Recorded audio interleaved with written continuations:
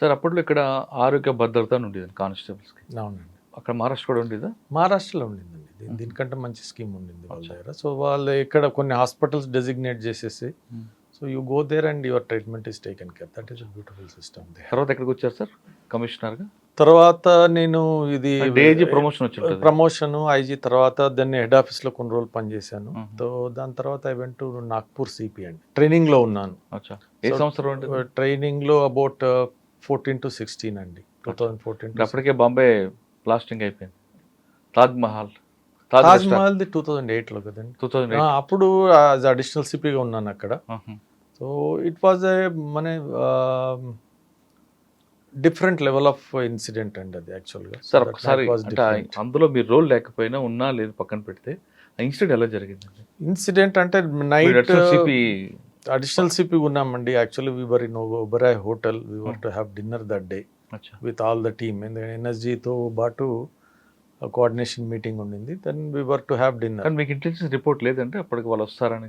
Intelligence report అంతా చిన్న చిన్న పార్ట్స్ లాగా ఉందండి. సో పార్ట్స్ లాగానే హోలిస్టిక్ ఇమేజ్ హైండ్ సైట్లో అందరికి వచ్చింది అది. ఓకే. సో చిన్న చిన్న పార్ట్స్లో ఇట్ వాస్ దేర్.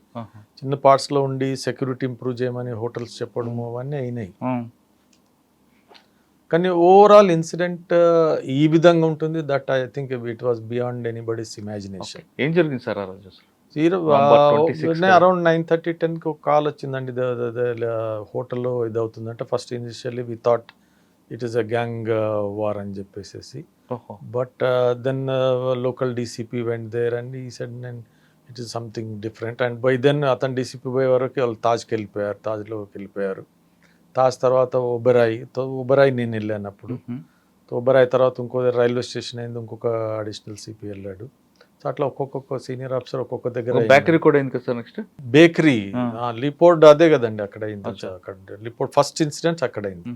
లిపోల్డ్. సార్ మీరు వెళ్ళిన ప్లేస్ ఏదండి? నేను ఒబెరాయ్లో ఉన్నాను. అక్కడ వెళ్ళకూడదు సార్ మీరు వెళ్ళేసరికి? ఒబెరాయ్ లోపల వెళ్ళారండి. వాళ్ళ లోపల ఫస్ట్ కెఫ్టీరియాలో they shot people and then స్టెప్స్ల వైపు తీసుకెళ్ళిపోయి పైకి వెళ్ళిపోయారు వాళ్ళు. సో పైకి వెళ్ళిపోయిన తర్వాత floor I don't remember now, ఆ ఫ్లోర్లో ఇన్సిడెంట్ వాస్ గోయింగ్ ఆన్. కానీ తర్వాత వాళ్ళు రోడ్డు మీద రావడం, హాస్పిటల్ దగ్గర ఫైర్ ఓపెన్ చేయడం కూడా జరిగింది కదా సార్? చాలా మంది ఆఫీసర్లు కూడా చనిపోయారు. దట్ వాజ్ ఆల్ అదే అండి. It was not there in there plan also actually. So railway స్టేషన్లో ఏమైందంటే రైల్వే స్టేషన్లో దే థాట్ వాట్ ఎవర్ ఇంట్రాగేషన్లో వచ్చింది దాంట్లో వాళ్ళు అక్కడే ఉండేసి కొంతమంది పెట్టేసుకొని ఉందాము అక్కడ, then by then we will be short అని చెప్పేసి. బట్ అక్కడ the resistance they did not expect. So resistance ఎంత అంటే బాంబే కానిస్టేబుల్స్ కూడా ఫెంటాస్టిక్ అండి. ఒక అబ్బాయి he was going home duty అయిపోయి, సో బట్ ఇది ఇన్సిడెంట్ అవుతుంది చూశాడు. ఒక కానిస్టేబుల్ ఫైర్ చేస్తుంటే అది కాక్ అయిపోయింది వెపన్. హీ గాట్ డౌన్, వాడి నుంచి వెపన్ తీసుకొని he fired. We didn't know about that person at all. అందులో మామూలు కామన్ మ్యాన్ లాగా వీ వర్ కౌంటింగ్.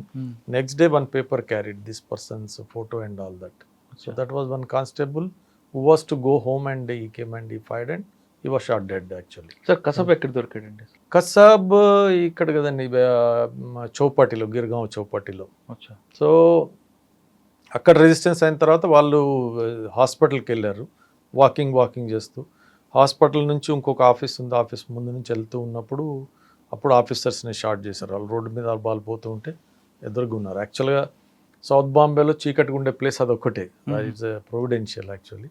దాని తర్వాత ఫ్రమ్ దేర్ అక్కడి నుంచి వాళ్ళు వెళ్తూ ఉంటే చౌపటిలో నాకాబందీలో దే వర్ కాట్ అండి. So and then Tukaram Omble did great catch. Sir ఆ రోజు నవంబర్ 26 తారీఖు నాడు రాత్రి 9 గంటల నుంచి 27 ఉదయం వరకు కూడా అసలు బాంబే అంతా కూడా కంప్లీట్గా ఒక వార్ లాగా. అంటే ఎంతమంది వచ్చారు ఎట్లా అనేది మాకు తెలియలేదు. సో ఎలా తెలిసిందంటే ఓన్లీ కసబ్ని పట్టుకున్న తర్వాత, కసబ్ని రాత్రి ఇంట్రాగేషన్ చేసిన తర్వాత then we accounted each and every person ఎక్కడెక్కడ ఉన్నారని చెప్పేసి. 10 people ఇక్కడ 5 స్పాట్స్లలో.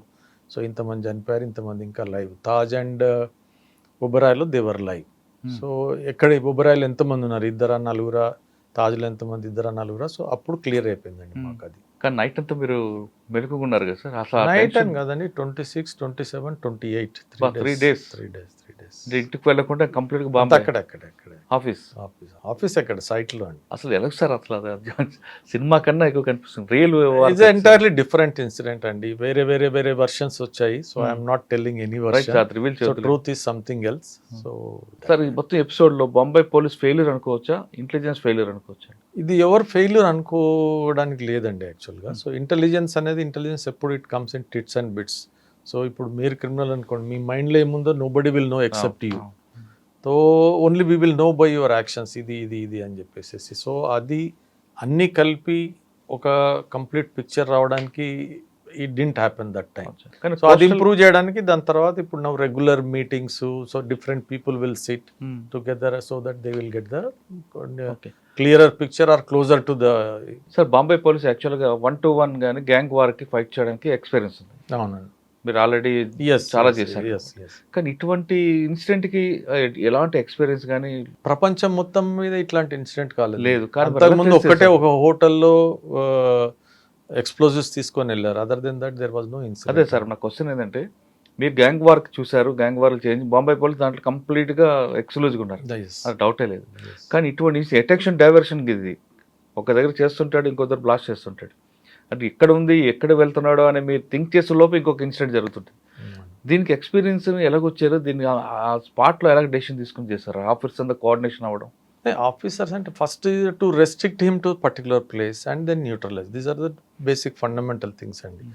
But to grasp how many people are there, where they are going and what they are doing, it took some time అండి. బట్ దీంట్లో there are many success అండి. There are like our agencies could hear what they are talking. That is the biggest achievement అండి international లెవెల్లో. కానీ మీ వాళ్ళు కూడా చాలా మంది చనిపోయారు కదా. మా వాళ్ళు చనిపోయారు. మా దాంట్లో కూడా we have seen many heroic cases where, అదే చెప్పాను కదా, కానిస్టేబుల్, ఒక డీసీపీ, ఒక additional CP, many people there are heroic stories అండి దాంట్లో.